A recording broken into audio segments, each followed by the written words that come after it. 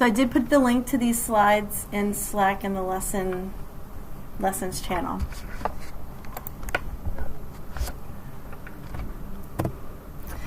All right, so we're just going to talk briefly about what visual design is, what mood boards are, how we can make one, what wireframes are, how we can make one. Yes? Is this a recording?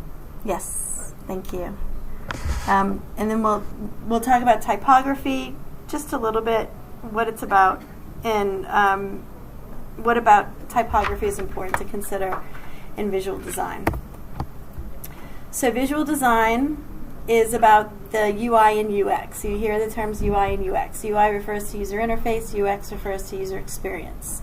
It focuses on the aesthetics of a site, the way it makes the user feel, how easy it is for a user to use, how relatable it is.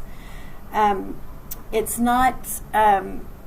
It's less about the function of the website, but it's imperative that user interface and user experience are good, because if you have a really functional website but a user can't use it, it doesn't matter how functional it is. So it has, your website design should be intuitive. It should be clear to a user what they are doing on your website and how to get to things. You can convey what's important in your website with the user interface and experience, and draw the user's attention to particular parts of your website for different purposes. And it's what really is going to have your user be likely to use your site. So anything that we put out there on the internet, there's a lot of competition for users' attention. There's a lot of stuff out there. It grows every day by a lot. So you want the content that you put out to be good quality content, but it also has to be really engaging to users.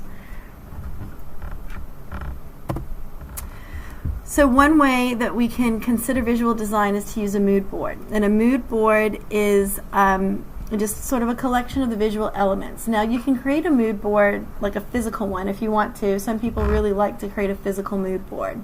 And that's, finding, things from magazines or pieces of fabric or posters or, things that you print out that you like the look of, that create a certain mood or a certain feeling, and you actually pin those things onto a board. So that's where this idea comes from, this in visual design.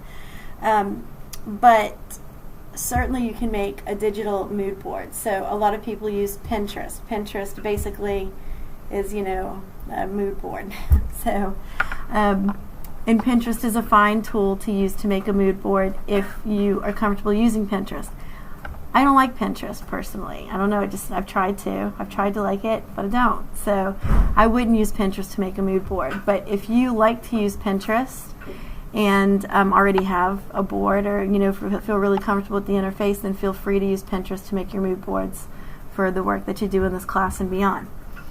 So you basically want to include, you want to think about the colors that you want to use in your design, the images, the imagery, the fonts that you want to use, and you want those things to kind of give a feeling. The mood board describes the feelings you want the experience of the site or application to invoke in the user. It's about how the user feels when they look at your site. One way to do this, it's not the only way, but one way to do this for people who struggle with okay, well, how do I even start? I don't even know what I want. One thing that you can do is you can just Google search experience keywords. So if you want someone to be, if you want kind of like a natural kind of feeling, if you want a peaceful feeling, if you want an excited feeling or energetic or active, you can kind of look up words with an image search, and see what kind of images come up and see if any of those create the feeling in you that you would like to create in the viewers of your website. So that's one tactic that you can use. And if you find images, then you can kind of pull colors from those images, get a color palette, that's kind of creating the feeling that you want. You might just want to go take a walk in the city, and take pictures with your phone or whatever, things that sort of you see it. Sometimes you see things and you're like, oh, I really like the way that makes me feel. you know, this image. Sometimes people are really audio driven, you know, so there might be music that creates a certain feeling for you, and maybe listening to music, you know, creates imagery in your mind, and you can get some inspiration from that. So this part of design is, for me, it's less systematic, it's less predictable and deterministic. So I actually struggle with it. It's really hard for me to do this sort of thing. And it sort of, in my experience, has to happen organically, and I just have to give some space for it. So I have to give myself some time and space where I'm not trying to get something done necessarily, where I'm just sort of paying attention to the way I feel and the way I'm reacting to things. And or, you know, say, okay, I know that I'm going to build an application. I want to build an application. I'm going to start paying attention to the way that things make me feel, and I'm going to take some notes, you know, when something makes me feel in a way that, you know, makes me think about how I want my application to make other people feel, or the visual aspects of my application to make people feel. So some people are really good at this. It's natural for them, you know, to be able to visualize these sorts of things, and they get, you know, some people are really good with visual design. Some people have to work a little bit more at it and put some focus on it. So here's an example of a mood board that I put together, and I used Moodzer to do it. So I'll just point out a few things, and then I'll show you Moodzer. So I've got some images in here. I have some words, you know, that create a feeling in me. I have colors that I pulled out of those images, some patterns that I like, and then I also have a font in here. So I'm going to show you how I made this in Moodzer, because I think Moodzer is a super easy tool to use. Again, you don't have to use this if you want to use. Yeah, and you may not. I found it super intuitive and easy to use, and you may not. So, you know, you can. I've got some resources linked in this PowerPoint. You can have a look. And like I said, if Pinterest works really well for you, then, you know, you can use Pinterest. So you do have to create an account. It's free. I'm sure there's an upgrade now option. So the free account, you have a limit to how many boards you can create in collections. Can you only create one? Yeah. No, you can create more than one. I have more than one, I'm pretty sure. No. I think you can create 3 maybe. No, I thought you could only create 1. In this one, I think you can create more than one, but we'll see. So a collection is just, you can kind of collect images in it, and then you can use, you know, you can refer to collections when you create boards. And a board, I haven't created any collections, I just created a board. So if I do create, and I say create a board, and I've reached the limit. So what I can do is I can look at, how many boards do you have? I'm going to look. I can't remember how to get to them now. Activity.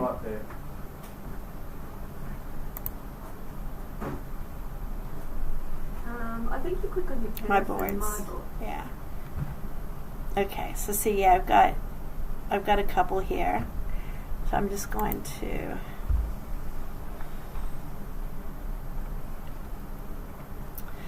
So you can it's nice because they're kind of, things are highlighted in red that you can do something with. I like that. So that's one aspect of visual design to consider. As a user of this website, one of the reasons I find it intuitive is I can see that I can do something with these red things. And when I mouse over, the buttons to edit are red, so I know that what I can do with this is red. So you can add an image or a color or a whole collection if you've got a collection. And so if I click add an image, then it's going to bring up a file browser for me for my machine. And then, for example, I've already got him in here. If there's a picture of me at the beach. That's nice. Ah. So it'll put it in like the next available space, but I find it really easy to resize things in here. So if you do that and then you do edit and do fit, it'll expand it to fit the space that you made. Then you can do a little bit of image manipulation in here, just flipping and rotating. You see there's a scale, so I can zoom in and out here, okay? Or I can tell it to fit. So I find that pretty easy to do. And then you can, if you add a color block, so you just added it up here in the next available spot. One cool thing that you can do is, like, if I take it here and I make it bigger, and I do edit, I can click on the color and then I can use a color picker, which is pretty nice, I think. So then I can like go to this image here, one of my images, and pick a color, which I think is pretty neat. So I can like go there and say that color, and save it. So I think that's pretty cool. Another cool thing you can do is you can change the filter on an image. So if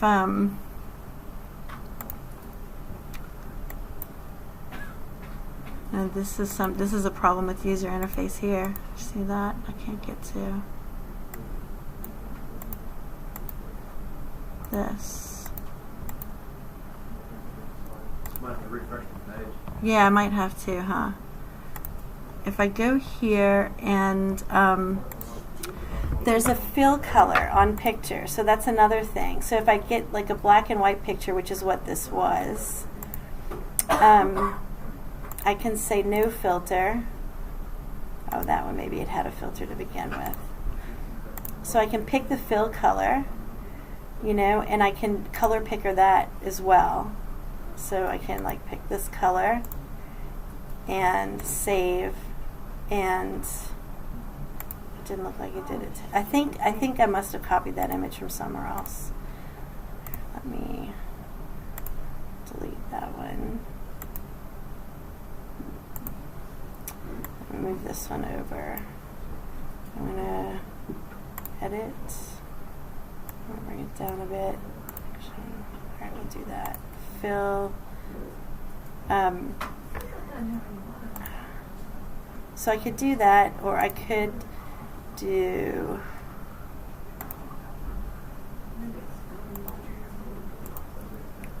this. You can see there's this overlay option, this multiply. There are these different options to sort of like change the kind of color filter that's on it, and I think that's pretty cool. So anyway, I find this one pretty easy to use. I just want to see with the so also with the color picker, it gives you the hex value here, which is kind of nice. So then you can just take that hex value and use it in your website directly, right? When you're setting colors for things. So I think that that's pretty handy too. Yeah, so I find it kind of nice to use and easy. I tried some other things and I got frustrated with them. This one didn't frustrate me. So, yes, John. It might be a bit of an expensive option, but Photoshop is probably yeah. the best option. Well, Yeah, for sure. Adobe has a free one. Yeah, what's it called? CC. Photoshop CC 19. We've got a specific one for like Yeah. Do they? Oh, Okay. yeah. Is that one free? No. No, because there's like There's a free one, like Sketch. okay. Yeah, Sketch. No, Sketch. is another one, Sketch is but there's a another free Adobe one. Sketch you gotta pay. You can get it free, but then you gotta pay for it. Yeah. Yeah. I'll see if I can find it. Yeah, there are heaps of options. So if you guys know of other options for this sort of thing, then share it in Slack. And then XD, it's called Yeah. Adobe XD. Okay. Yeah, XD. So it's like experience design. Yes, nice. It's free now. You used to have to pay for it, but it's free now. Nice. There's some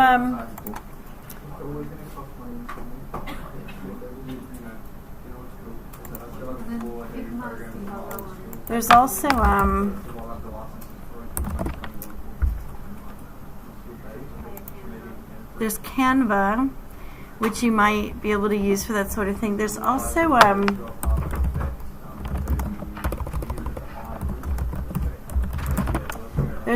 some cool tools for generating color palettes.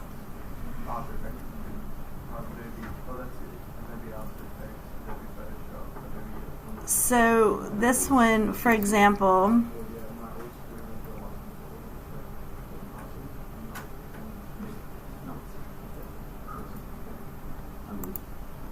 you can pick colors from an image. So this one you can upload an image. So we can go here, and if I pick like this one, just super blurry, but that's okay. And then you pick kind of a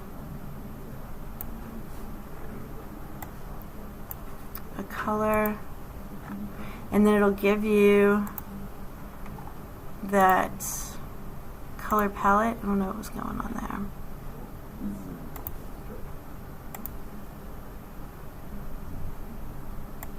So you can see that it gives you this sort of like quick color palette down here.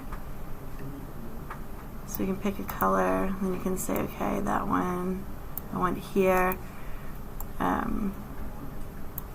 Is that giving you like a specific pixel, or is it giving you the color of that whatever's in the bracket? Like, it's giving me, so like if I pick this one and then I bring it around, see it's changing according to what's... Is it Where going the in the cross middle? is? Yeah, where the cross is. So it's going in that process. Yeah. Okay. And see, that's on that must be on that side-ish. It's interesting. So I can do that. And then I can see the hex values of those as well. There was another one, though.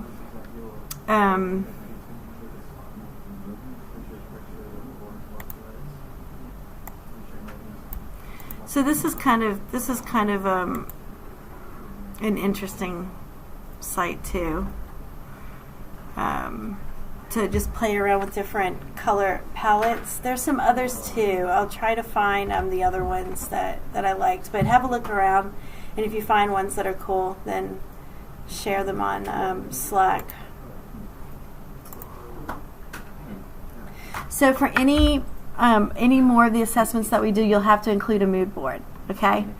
So just, and the idea is that you spend some time before you create your website or before you style it anyway, thinking about how you want it to look, what colors you want to use, what kind of images you want to use, what kind of fonts you want to use. So we'll talk more about typography in a minute.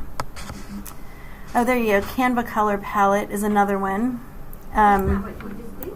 I don't think it was. I think I was just looking at coolers. So let's look there.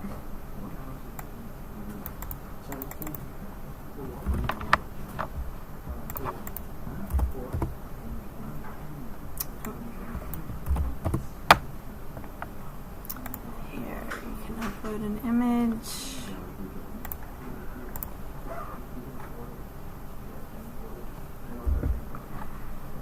And then it gives you this. That's kind of nice. These are all the colors in there. Well, it gives you a sampling of the colors.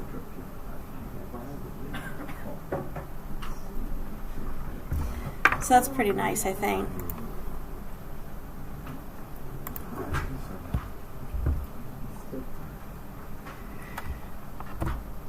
Okay, so that's about sort of the colors and the images, those sort of visual aspects. Wireframing is about the way that things are laid out in your page. So the spacing between items, where items are positioned on the page, and also navigation between pages is something that you can indicate in wireframes.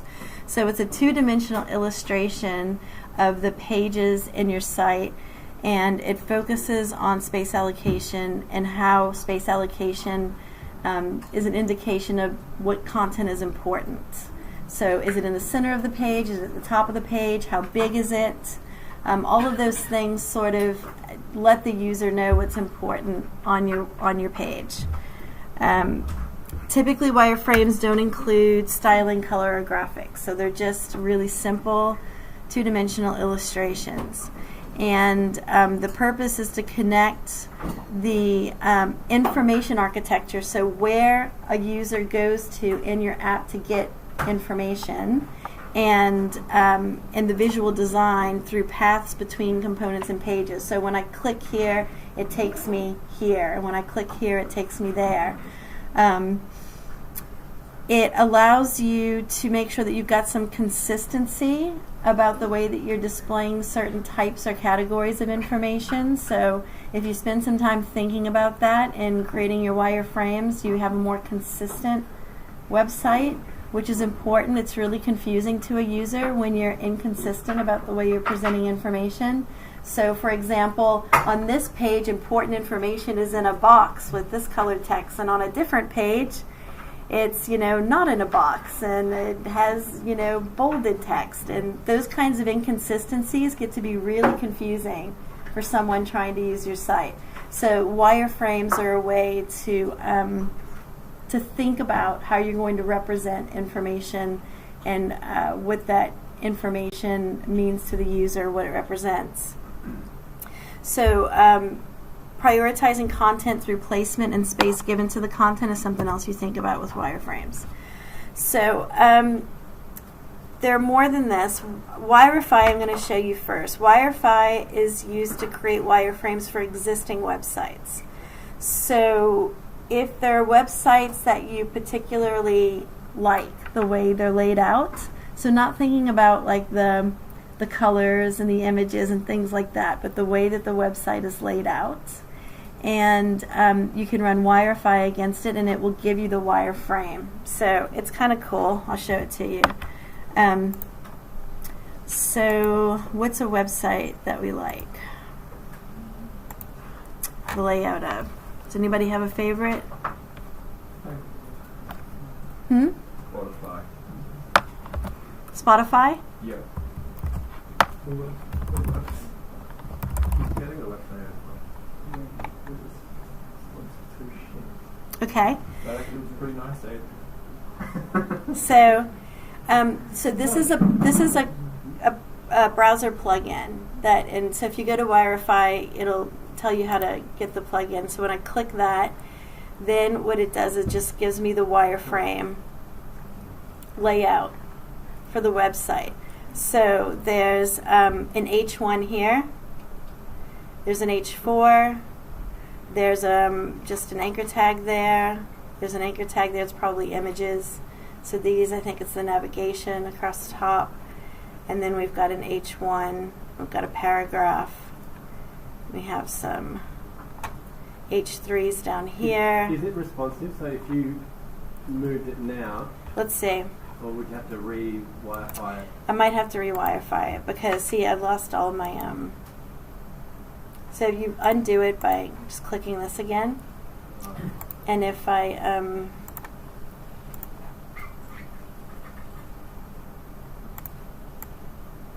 let's see what happens. What about if you change it from the iPad to like a phone? Oh, Yeah, so it sticks at the, that's still the web. If you change it it is. now, and then did it again, Yeah. you have to redo it. Yeah. So it's, it's just a tool that you can use to get an idea of how other sites are laid out, what their wireframes look like. You may or may not find it useful, but it's kind of cool. To make a wireframe, again, you can do it like on physical paper if you want to. You can draw it out. I'm not going to be upset with you for doing that. If you want to draw your wireframes on paper and take pictures of them and include that with your submission, that's fine. For most of the assessments, if not all of them, the rubric will say something like having wireframes for multiple screen sizes. So for responsive design, So you've got wireframes for, you know, a full-size web page, for an iPad size, and for a mobile size. And you'll want to have like at least 2 wireframes, because generally you have more than one page on a website. So you'll want to have 2 wireframes for each screen size for the things that you submit for class, and it'll get you in the practice of thinking about how you want your layout to change for different screen sizes, and practicing with thinking about this aspect of visual design of your site. Okay, Pencil is one that you can download and run from your machine. I don't know that I like it very much, but I'll show you what it looks like. So one of the other instructors really likes this one, but I just like online tools. So Adobe XD does the same thing as well. yes, So and that's Adobe really- XD is it's nice. Really good for it. You can set it up a file, and then you can set it up to a web page, and then you load that web page from your phone, and you can just treat your phone like you're walking through it. So you can set up all the links. and Yes, all you the stuff. can. Yeah, in fact, I can show you one of those that we did for a side project I'm working on with some alumni. It is really nice. I'll show you what one of those looks like. I have to get to it from the Trello board because I don't have it bookmarked.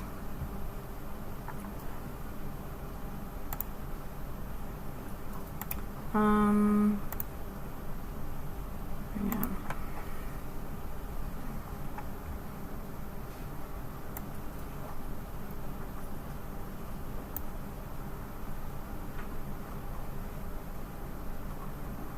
I think it's Yeah, here. that's the one. Yeah.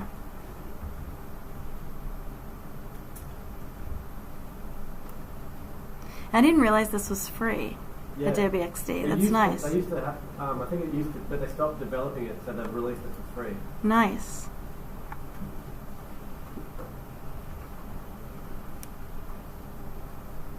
Okay. So, yeah, so you can create clickable pages. So here's the main page. So this is a morning challenges dashboard that we're working on, with the idea that, you know, students and instructors can log in. You can review each other's morning challenges, and we can kind of see what's going on. So Wow. the challenge. This is pretty nice, isn't it? And then once it's submitted, then, you know, people can kind of click little icons to indicate they're clever or efficient, or yeah. So this is really nice, isn't it? And then there is,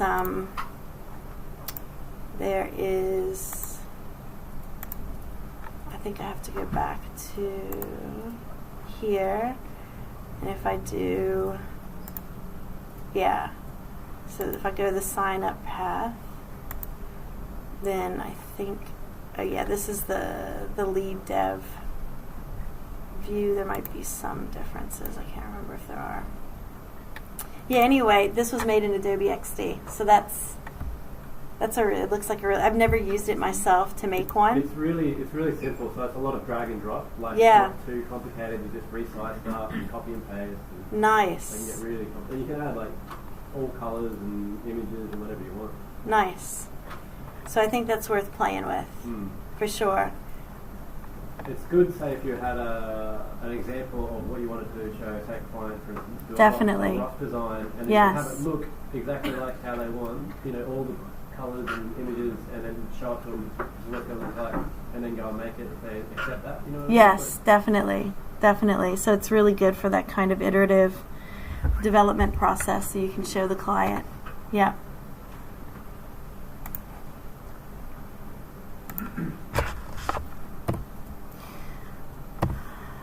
All right, so that's wireframing, and you'll want to create, like I said, 2 for each screen size when you do this for assessments. Okay, so for your portfolio, that's what you'll want to do.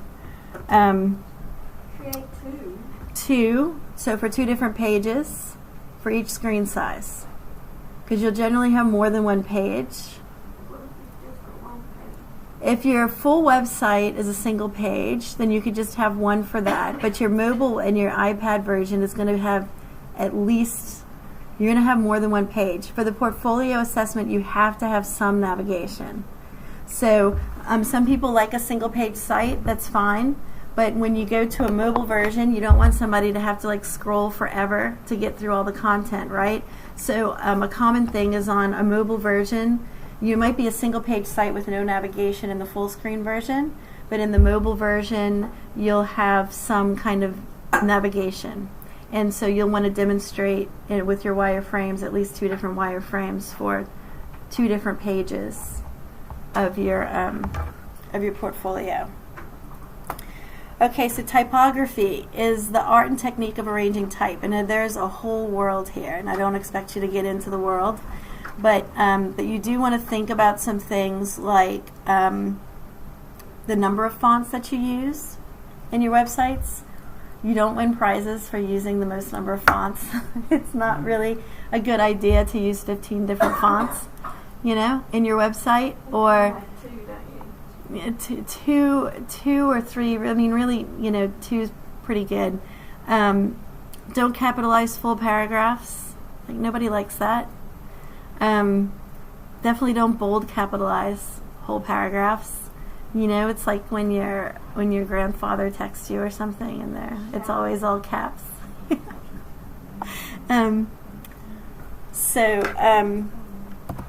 Some other tips: more than 3 is too many. Try to use standard fonts. So at least for when you have to read a lot. Like if you want to use some non-standard fancy fonts for something you really want to bring attention to on the page, that's okay. But if there's like a significant amount of text to read, we're used to reading standard fonts. It's what we've been reading our whole lives for the most part. So it's just easier for a person to read standard fonts. Our brain's trained to read those really well. We tend to struggle if there's some really like odd, artsy, interesting font, and if there's 200 words in that, you're like, it gives you a headache. It's too hard to read. Another reason for standard fonts is because the font that you're using might not be available everywhere that your site runs, depending on how you're referring to it. Like if it's a Google font, you're referring to it. Maybe there's a problem with getting to Google Fonts or something. You just have to think about things like that. So when the font you're trying to use isn't available, certain standard fonts will be used in their place, and you want to make sure that the fonts that you're using otherwise are going to look okay with those standard fonts. Consider line length. So not having things that stretch across the whole string and are too long, because our eye loses its place if there are multiple lines of text. 60 characters per line is good for a normal screen, 30 to 40 characters per line for mobile devices. That's based on research that's been done. That's not me saying that. So that's based on usability research. Fonts that are easy to read in multiple sizes, because when you make your website responsive, you'll oftentimes use different font sizes for different screen sizes to make your screen readable in those different sizes. So make sure that the fonts that you use are going to be readable on a small screen, however you make your site responsive. Avoid all caps. Consider spacing between lines, not too much space between lines or too little. Consider color contrast for people who have different sight abilities. People who are colorblind, people who, they might not be blind, but they might have other sight challenges. So consider those things. Do some research about accessibility. We'll talk a bit one day about accessibility and about using, what's it called, Lighthouse in Chrome? Isn't that what it's called? I always forget. Lighthouse. Yeah, Lighthouse. To check the accessibility of your site. Okay, so that's pretty much it. Those are the things you want to think about. Yes, Isaac.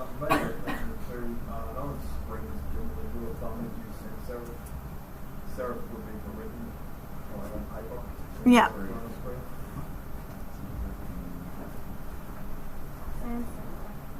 Yeah. So there are people who are really into typography, and spend a lot of time understanding it and creating types and have a really deep understanding.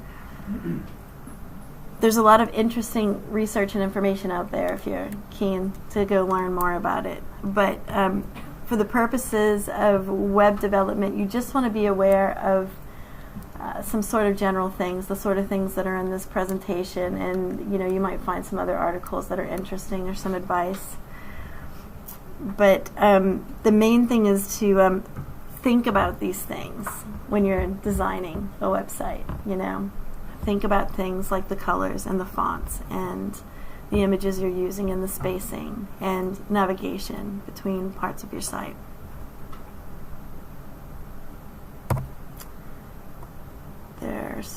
There's some stuff about typography, some links there. The usability.gov site is really good. That's definitely worth looking at. So have a look at that too when you're planning your portfolio and your other apps. Any questions?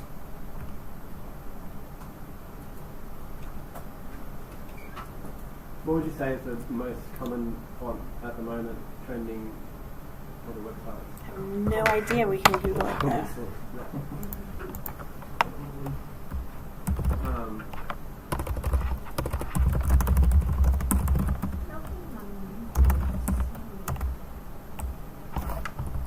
Well, probably Times New Roman or Arial or Message. Yeah, right. I like Arial. Helvetica too. So Sorry. is it Helvetica is more iPhone, Apple stuff, Hmm. and I think Arial and Korean use more like Android and Windows and stuff like that. There's also articles like this you can see about web safe fonts, so that will be about things that display consistently across browsers and technologies. Google Fonts, like you were saying, I think that's probably a good thing because you can just call to Google Fonts relatively easy. But if you want to use a specific font, sometimes it's hard to get it to load on particular browsers. I mean, you can use like a default font which doesn't necessarily look the same. That's right. That's right. So yeah, Roboto is like pretty common. Yes, so Google Fonts can be a rabbit hole, totally, that you go down and start exploring all different kinds of fonts. So this right now is sorted by trending. So that Montserrat is a good one as well. It's nice. I like that one too. So these are probably, they've worked out that a lot of people are using these. I don't like this. No. This looks terrible to me. Yeah, Roboto is all right. I don't know how I feel about this one either. The Open Sans looks pretty good. I like the layout. Montserrat, I was using a font called Proxima Nova, and it was similar. So it wasn't quite the same, but it was like very similar. So even though you've got a font that is specific, sometimes Google has a font that's very close to it. Yeah. Which you can call to as well. Yes. Railway is another one that's pretty good. Yep, I like that too. Nice and simple. Yeah. Oh yeah, wow.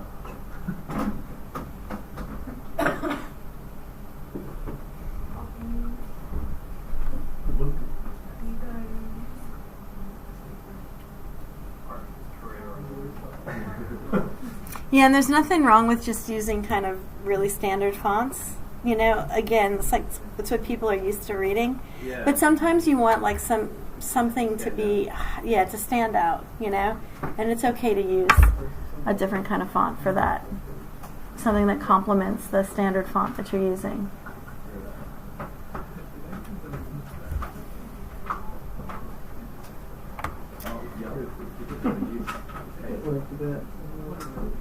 So let's just have a look at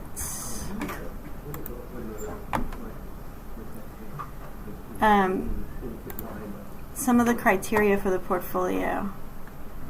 So you can just have it in your mind. We can't see that yet. No, you can't see it yet. I'm just going to check what's here. I probably should look at the one in Fast Track in case this one's different. I think this one's probably different. Let me look at the one in Fast Track because it'll get changed to that one. Maybe not change. it will get changed to the one in Fast Track, so I'm just going to open that one.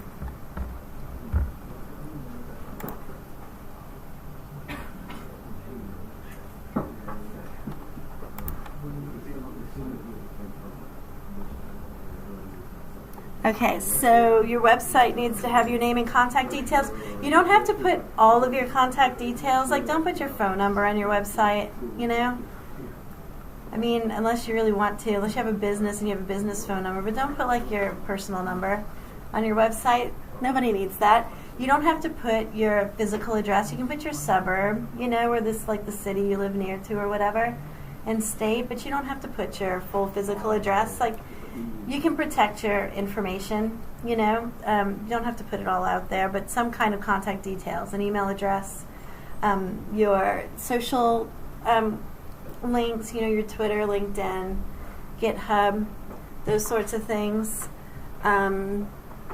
Information about you to demonstrate your personality, so some sort of about me type thing. It doesn't have to be called about me, but something that gives some information about your personality.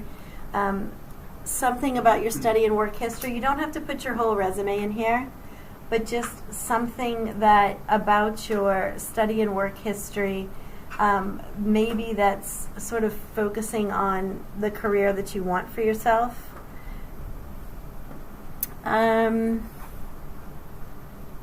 Okay, so this is just short answers you have to answer in your README, and we're going to talk about some of this tomorrow, and I'll give you a slide deck with some resources that you can use to do this bit. It's a little bit of research. This is a requirement for the Diploma of IT.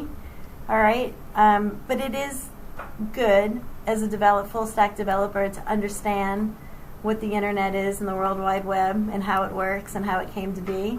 You know, it doesn't hurt to understand that. I think it makes you a better developer. So that's what those 3 questions are, and you'll answer those in your README, not in your portfolio site. Even though I say that every time, there's always at least one person who puts these questions in their portfolio site. Okay? Not in your portfolio site. In the README. I'll say it like 5 more times before you have to turn it in. Okay? When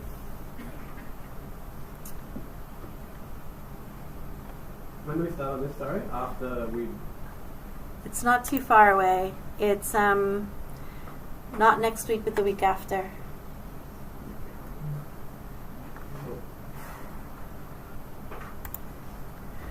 Okay, so your README will have the URL to your published site. Now, I'll tell you how you can publish your site in GitHub. Okay, so you don't have to go like buy a hosting solution or anything.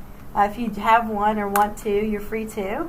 But I'll show you how to publish it with GitHub pages. Okay, so that's a fine solution. So you'll have a link to your published website, a link to your GitHub repo. I'm going to encourage you very strongly with every project you do to push stuff up to your repo right from the start, publish it right from the start. So as you're developing, you can see what it looks like from your phone. We're going to talk about mobile first development when we talk about HTML and CSS, particularly when we talk about CSS. We're going to talk about mobile development first. You should always develop your site to look good on a mobile phone first, then add the styling changes to make it look good on a full screen. Okay? Because 90% of the time, where are you looking at stuff? On your phone. Everybody else too. Okay? Not on your computer. The majority of the world is looking at content from their phone. So you want it to look good on a phone. You don't want to send your portfolio link to potential employers and it looks like crap on a phone. Okay? Because that's how they're going to look at it. So that's why we do mobile first development. I promise it will save you tears and time. Even though we say this every time we have a cohort, mobile first development, 90% of the people in the class will develop for a full page first. And then they're trying to make it look good on a mobile phone and they're pulling their hair out. You know? They're like, why did you do that? Why would you do that to yourself? Okay, so I'm going to stress it again and again. Mobile first development. That's what we're going to do. Yes, Aiden?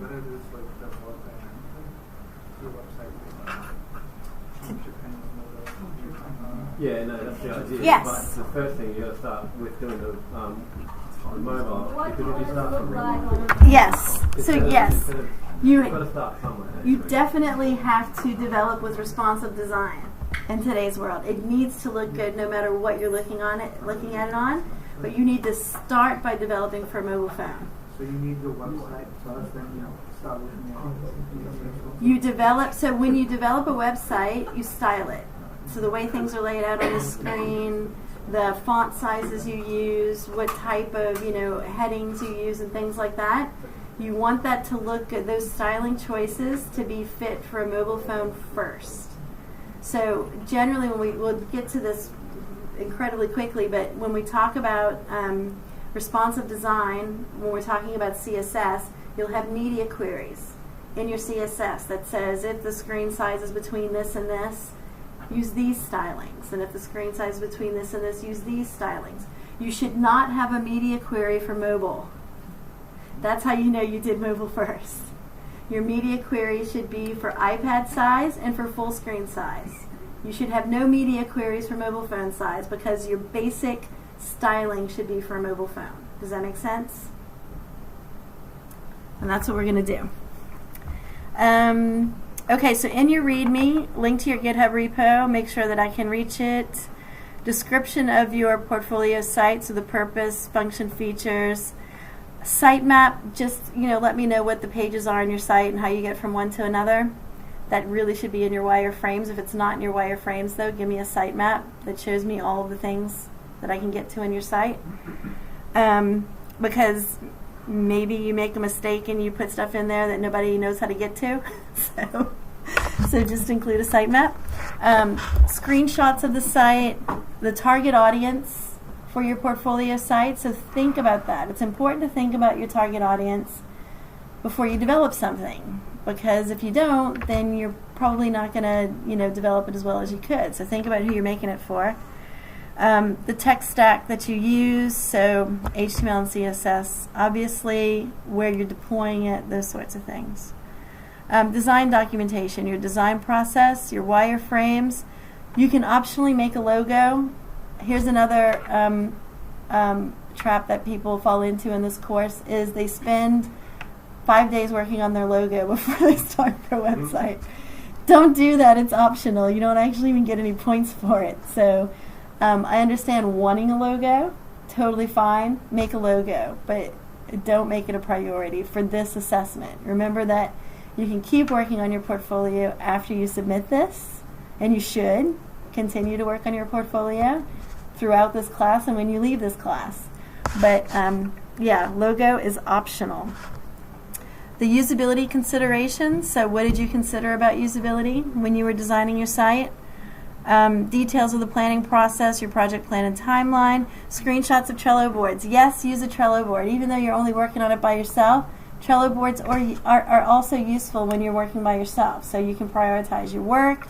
You can, get a feel for, you can think through, okay, how long do I think this is going to take? Is this more important or less important? You can prioritize your task. It just helps you to stay on schedule, helps you to focus on the things that are important and not get distracted by designing your logo, for example, or something else. Yes? What are the limitations of this? It has to be done just with HTML, CSS?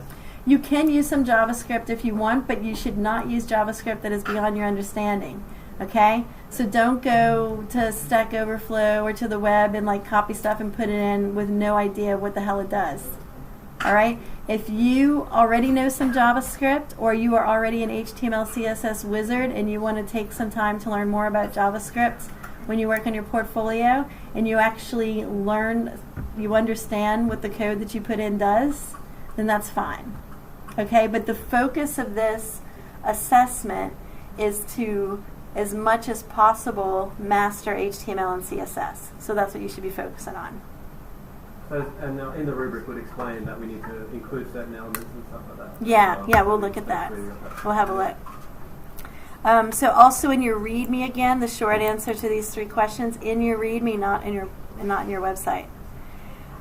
Again, just as with the terminal app, any pictures that you link to in your README, your wireframes, your any files that you've got, PDFs, images, put them in the docs folder.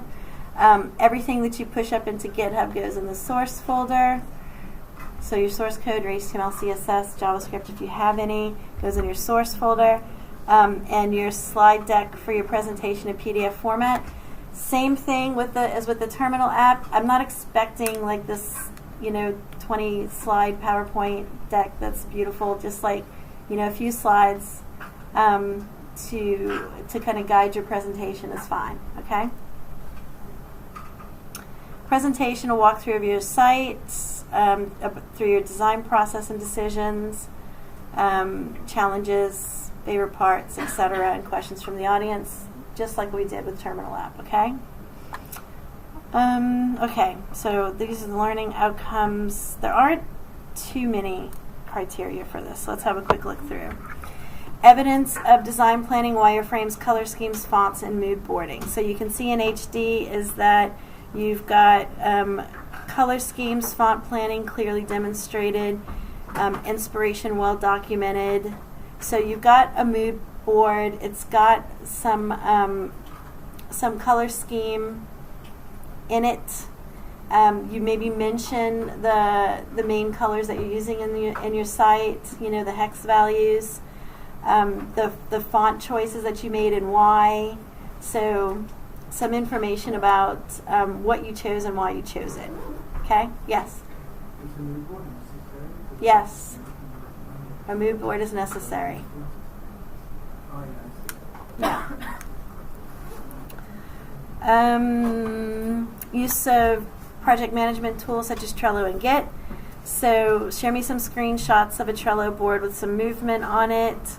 And I should be able to look at your Git repo and see good commits. Lots of commits with nice messages. Okay? That's what I'm assessing here.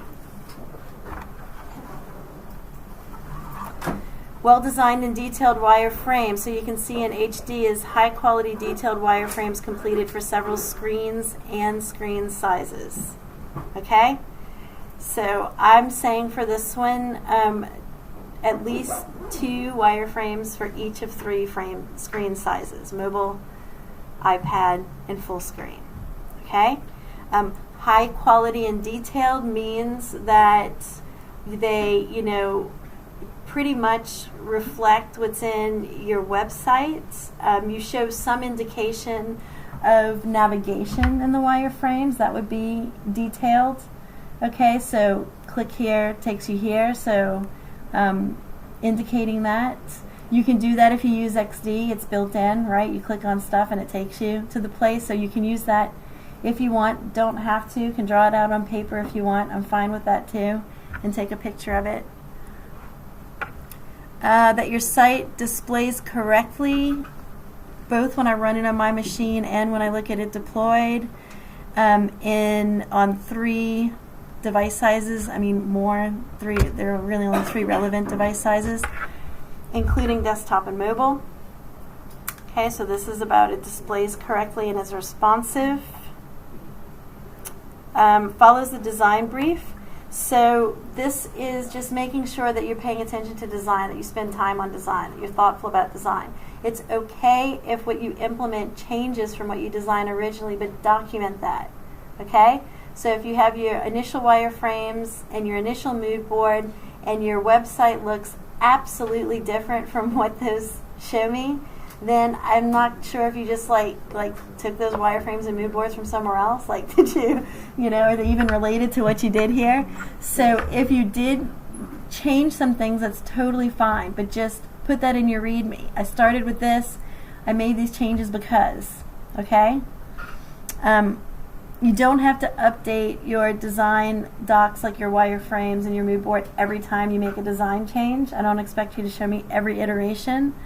But if there are like vast differences between where you start and where you end, maybe give me, some kind of updated wireframe, if it's totally different from what you started with. Maybe include that updated wireframe and say something about why you changed it. Feels like you can get into it. I've done it where you get into a trap where you're just tinkering and you start changing stuff. And you have no real plan. You kind of just like, oh, I want to do this now. And then all of a sudden it's completely different. Yeah. And that's not the best way to develop. Sometimes it just happens that way, but you definitely want to start to train yourself as a developer who thinks before you act, because you are going to waste a lot of time if you allow yourself to be the kind of developer that just immediately opens VS Code or whatever editor you're using and starts writing code before you think about what you're doing. That is not a good way to develop code. It's the way a lot of people develop code. It's a terrible way to do it. And you can, I heard the definition that a coder can just open VS Code and start tinkering, but a software engineer yes, will actually sit there and plan it out. absolutely. It's like professional, you know? That's right. So here's the thing, is if you're working by yourself, you can kind of get away with just tinkering and developing that way. Like, who's going to know? You're just doing it for yourself, by yourself. As soon as you start working with other people, that becomes incredibly counterproductive. Incredibly counterproductive. I've been so frustrated before working on teams where we had team members that were not properly trained to do development. And we, we would have a plan and a design, and I don't know, it's like they were on their own planet. They would just like go off and do something totally different, and then, they would check it into source control, and I'd look at it, then I'd be like, what the hell are you doing? I just thought it'd be cool if we did it like this. I'm like, no. That's not cool. What was the shirt? Or you saw a shirt? Yeah, there's this shirt that says weeks of coding to save the hours of planning. Yeah, exactly. Weeks and weeks of coding. Yeah. Just to save a few hours. That's right. That's right. And look, for a lot of people, I know it's super common because I've seen it so much. For whatever reason, we like to just like get in there and just start writing code. I've been guilty of it myself more than once, but I've also experienced how counterproductive that is. It's really counterproductive. And again, when you're just doing it yourself, like, you get away with it because nobody's going to know. Like, you might afterwards be like, man, I wasted a lot of time doing that. But usually we'll find, a good excuse. We're really good at making excuses for the stuff we do, so we won't actually take any blame for it. But when you're working with other people, it really doesn't work to do that. So use these opportunities, these assessments, use them as opportunities to train yourself to be a good developer. Take my advice as somebody who was a software developer for more than 20 years, that, I have some insight about what makes for a good developer, somebody that other people want to work with. So I would say if you want to play, assign yourself time to do work, and then assign Yeah. yourself time to have play. Absolutely. Change your Absolutely. Absolutely. Okay, so follow your design brief or update your documentation if you don't. Spend time doing design. That's the major thing. A lot of people will not do design. They'll build their website and they'll do their design documentation after. Don't do that. Okay? You can get away with it in a course, because how do I know if you did your design stuff after you did your website? But just don't do that, because you're not training yourself to be a good developer if you do that. Do the design work first. Knowledge of web technologies. So demonstrate that you understand HTML and CSS. Now, how is that going to be evidenced? I'm going to look at your code to figure this out. Okay, I'm going to look at your code and I'm going to see if it's clean, if it's modular, if you're using the things that we talked about in class to make a nice, clean website, code-wise. Okay. Use of images and other multimedia. So, having a website that's all images isn't super appealing. You should have some images. Okay, so put some images. And what is the right number of images? Well, it depends on sort of the feel of your website. So, this is something that's really hard to teach, and I'm not really, in a position to teach it because it's more about design than anything. But this is where, the design planning that you do with your mood board informs this a little bit. Do some research, around, look at sites that you like, the ones that you like. Take some sort of instruction from the way that they're using images and image placement and the number of images that they're using.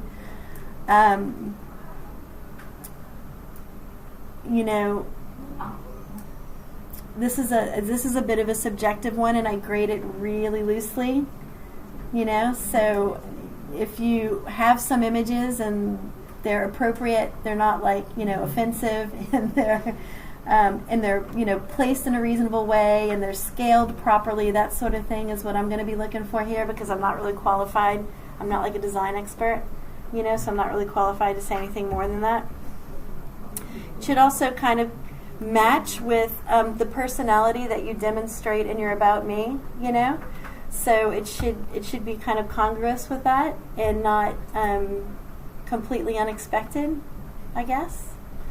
But really, as far as how I mark this, it's about that you use some images, even if it's just one or two, if they're used well, and that you know how to place them on a page, that they're, and that they're scaled properly. It's not like half off the page and kind of thing. Consistent use of fonts and colors. All right, so this is just about consistency throughout the site. I don't go to one page and it's like a totally 100% different color scheme that makes no sense, or completely different style from page to page. That would be confusing, to other people who are looking at your site and be like, wait, did they just not know what they're doing, or are they trying to make a statement? I'm not sure. Appropriate content. So get somebody to spell check for you. I'm happy to do that for you if you want me to. I'm a really good spell checker, editor. So get someone to spell check it, okay? If you need trouble, if you have trouble articulating, some people do. If you have trouble articulating in written text and you want some help with that, come to me. I can help you with that too. All right? Because we want this to, be a professional portfolio site that you're proud and happy and excited to show off to other people. Okay. Don't put anything like crude or offensive in your portfolio site. Just don't. It's not appropriate. You can have other sites for that if you want. Navigation element is functional and intuitive. Okay, so to get a credit for this, it's just that navigation needs to work and doesn't detract from the experience of the portfolio. So it's not annoying. So for example, on a mobile phone, I don't have to scroll to get to pages. When I click on links, they work. They take me where I expect them to take me. Now, a distinction or an HD here would be that you really do something really delightful or surprising or really attractive with your navigation. Okay, so that's a distinguisher here on this assessment, that you show some skill there, some refined skill with having some really nice ways to navigate around your site, makes me want to click, I want to see what happens when I do that, and when I mouse over things, cool things happen. I'm like, ooh, that's fun. I want to do that, So things that really drive people to look around your site where you want them to look, that's really useful, if you have a portfolio site that does that, when people look at it, they're like, that is awesome. They remember it, and then they remember your application, and they're like, oh, you need to call that person up. Did you see their portfolio? It was awesome. Okay, so just to try to push you, trying to encourage you to stretch yourself a little bit there to make something really nice. This next one is about effectively using layout. So either using grid or flexbox or both. Whatever is appropriate. Just that you use one or the other at least, and you use them well.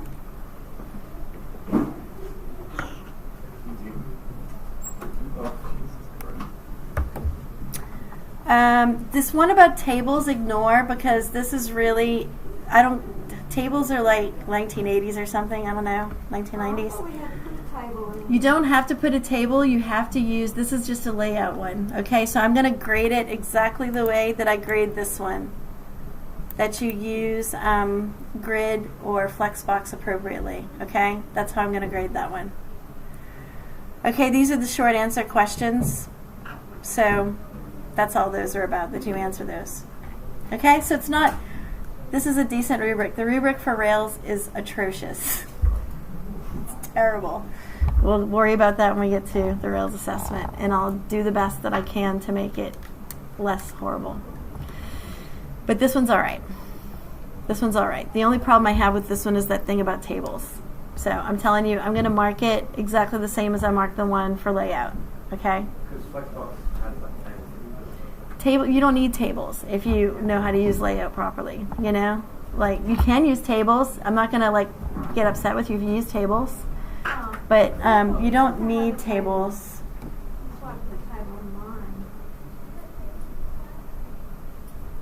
So what is it we have to, I missed that last, we have to use Flexbox, or we have to use some kind of... Flexbox or grid, or both.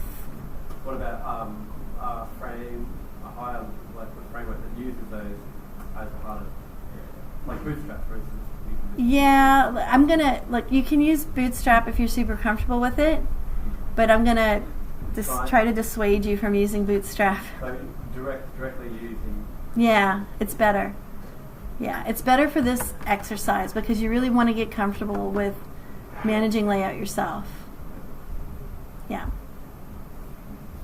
Okay, so keep these things in mind. I'll give you a PDF with it so you can have it to look at until it's released, because it's not released until a week from next week, a week from Tuesday. Yeah, it's not released until then. Monday, public holiday. Monday, it's like Labor Day.